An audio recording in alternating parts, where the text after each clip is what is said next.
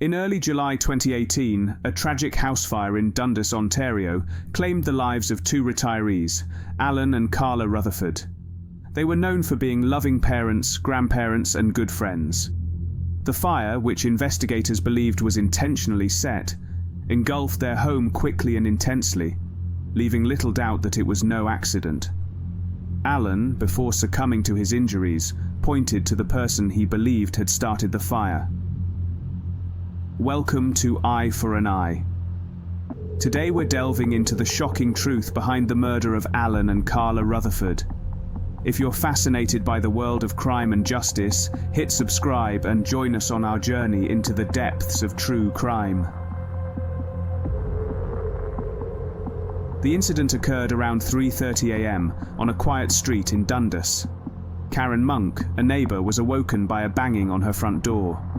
When she opened it, she found Alan Rutherford, severely burned and nearly unrecognisable, seeking help. Smoke billowed from Rutherford's home, and neighbours gathered outside in shock and disbelief. Alan was rushed to the hospital, while Carla remained trapped inside the burning house. Despite efforts by emergency responders, Carla did not survive. Alan, who had managed to escape by breaking a bedroom window and jumping to the ground, suffered burns over 90% of his body and passed away later that day. Their two dogs, who were in the basement at the time, escaped unharmed. Investigators determined that the fire was started intentionally, focusing on the master bedroom, where the most severe damage occurred. A box of matches was found inside the bedroom, suggesting that it was used to start the fire.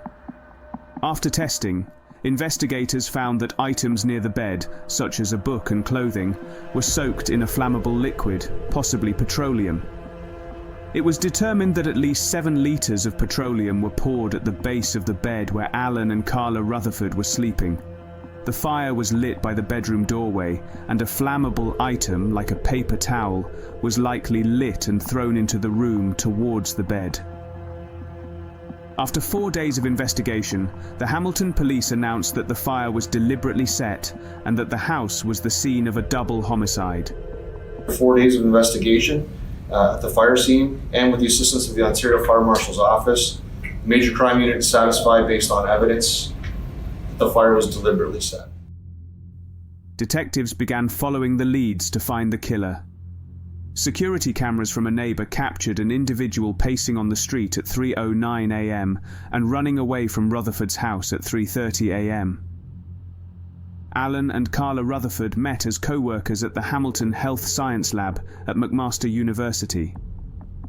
They both had adult children from previous marriages and enjoyed retirement by travelling and sailboating. They were described as a loving couple who doted on their grandchildren and were close with many neighbours. During the few minutes that Alan awaited an emergency response, he told neighbours and medical personnel that someone named Rich was responsible and had done it for the money. He mentioned that Rich blocked the door, forcing him to escape through the window. Rich Taylor, 42, was an elementary school teacher and a woodworking enthusiast. He was married with 2 young children and lived in Oakville. Rich had recently injured his knee in a fall at his mother's house. On July 10th, the day after the fire, Rich was questioned by police, who had surveillance footage of him entering the police station with a cane due to his knee injury. Richard was cooperative with law enforcement when they questioned him about the fire that took his mother and stepfather's lives. He handed over his cell phone for data extraction and talked about his whereabouts on the night of the fire. Richard's injured knee was a key point in his defense.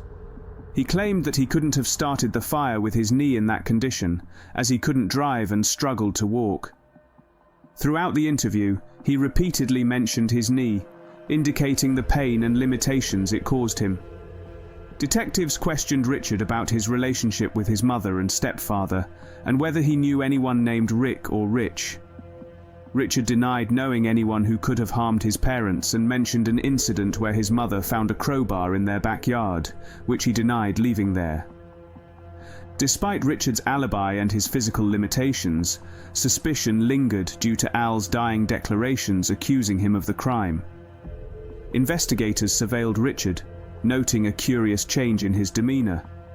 He walked without a limp, contrary to his claim of being unable to walk properly without his cane. This discrepancy raised further suspicions about his involvement in the crime. Evidence found in Richard's house included matches matching those found at the crime scene and a receipt from a store time-stamped just before the murders. Richard was also recorded shopping without a limp, contradicting his claim of being unable to walk properly without his cane. Surveillance footage from a neighbor's home showed a figure matching Richard's description, lighting matches on the street just before the fire. He was arrested and charged with 2 counts of first-degree murder in the deaths of his mother and stepfather, Alan Rutherford. The investigation revealed that Richard had significant financial troubles, with maxed-out credit cards, overdue bills, and defaulted bank loans totaling over $70,000. Despite this, he denied financial difficulties as a motive for murder. Richard's spending habits, which included daily purchases at fast food restaurants and other frivolous expenses, further indicated financial instability. Despite receiving a substantial sum from his mother's life insurance, Richard spent the money quickly, mostly on dining out.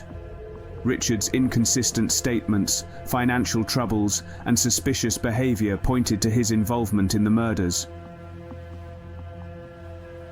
During the trial, Richard admitted to lying about the extent of his knee injury and his financial situation. He was sentenced to life in prison with no chance of parole for 25 years. Superior Court Justice Tony Scara called Richard a monster and stated that he should never see the light of day. Richard has filed an appeal, arguing that Al's statements should not have been considered evidence. The appeal process could take years to resolve. The case highlighted the tragic consequences of Richard's actions and the heroism of Al in pointing investigators toward the truth. Thanks for watching this episode of Eye for an Eye. If you enjoyed this video, please consider subscribing and hitting the notification bell so you never miss an update. If you have any thoughts or insights about the case we discussed, feel free to share them in the comments below.